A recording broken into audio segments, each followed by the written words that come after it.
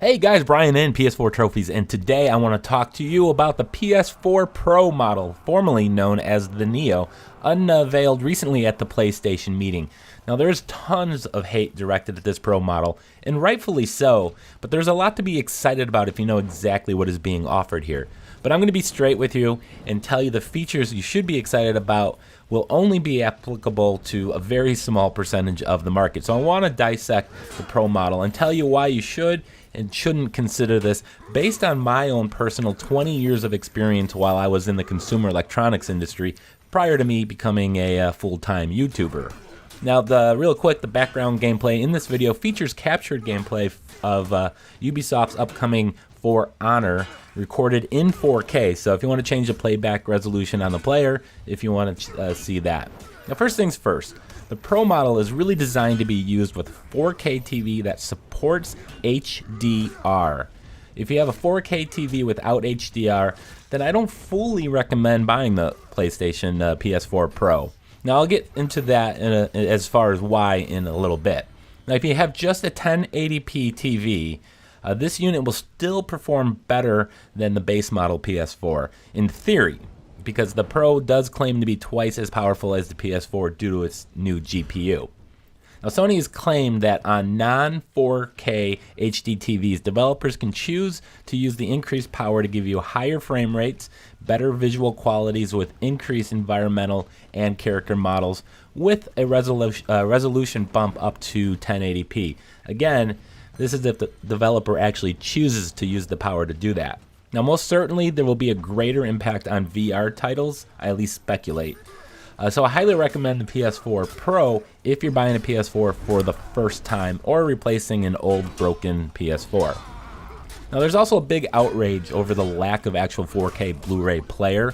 Instead, Sony's relying on consumers to get their 4K content from apps such as Netflix and YouTube. Now, Sony has cited that the trend is moving towards streaming, and I totally get that, and I'm totally on board with that, but I can understand people wanting to be able to play physical media. But it's the Pro model. It should have been built with every available feature because that's what a Pro model is in the consumer electronics industry. Now, the biggest concern about the Pro is the reliance on a 4K TV with HDR to get the most out of this. Now, let me tell you, if you have this, you will love the new PS4 Pro. Sadly, if you watch the reveal of this, you can't possibly understand why this PS4 Pro is capable of such great things, because most of us can't watch the 4K trailers on an HDR display. It's just not possible for anyone to see why it's so wonderful. And why is it so great? Is it because it's 4K? Nope. It's because of the HDR feature, and I'm going to discuss this much further here.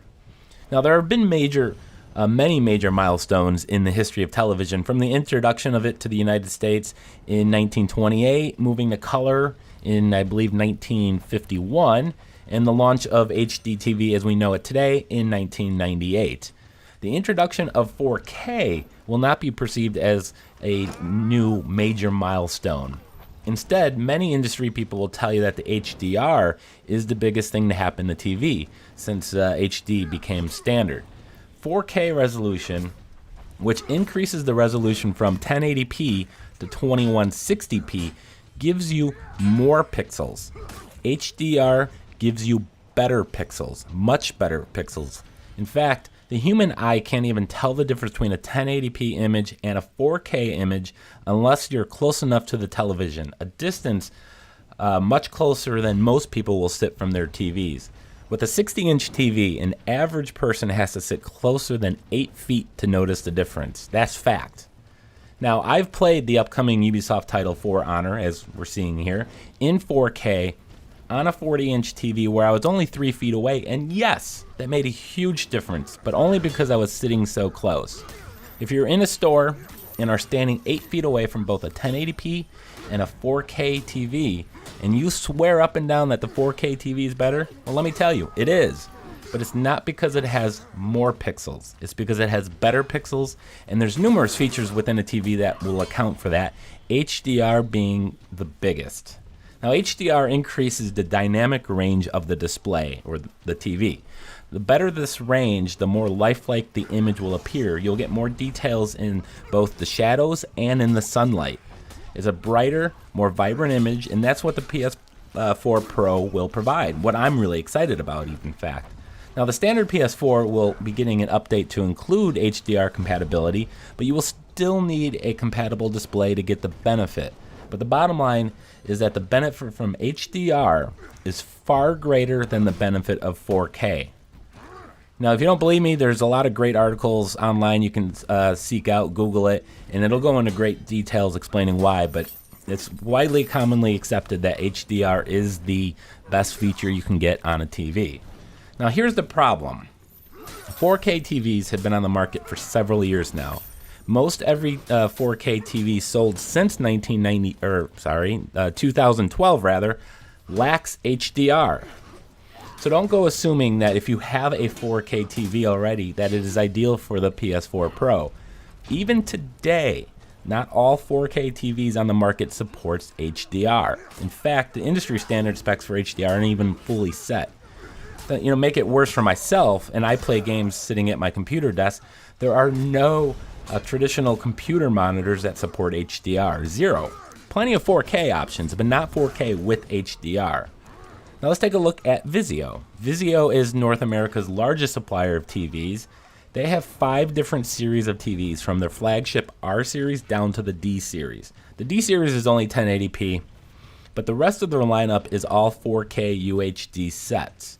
Only their top 3 series offers both 4K and HDR. The E series will give you the 4K without HDR, and it shouldn't surprise any of you if I tell you that they sell probably 4 to 5 times more of their bottom 2 series than they do their top series. So, that's telling you that there is not a lot of 4K TVs on the market in consumers' homes with both the 4K and HDR. Now, Samsung, another large supplier of TVs, only has 9 of its 43 different models that offer both 4K and HDR. So you see the problem here. The PS4 Pro's biggest problem isn't the lack of 4K TVs on the market, but the lack of 4K TVs with HDR. Its problem isn't the inability to render native 4K images. I see a lot of people talking about that. And as I mentioned earlier, it doesn't necessarily have to render native 4K, because at normal viewing distances, it won't matter. The GPU in the machine can't even produce anything close to native 4K anyways. So don't get wrapped up also in the 4K upscaling either. That's just kind of another industry buzzword, and something that every single 4K TV anyways does. So it's, regardless of source, it's going to always upscale it. Now, I suspect we'll see resolutions on the PS4 Pro pushing 1440 at times, but I'll be honest, I'll take 1080p with a locked frame rate at 60 frames per second with higher textures and visuals on a HDR compatible 4K TV.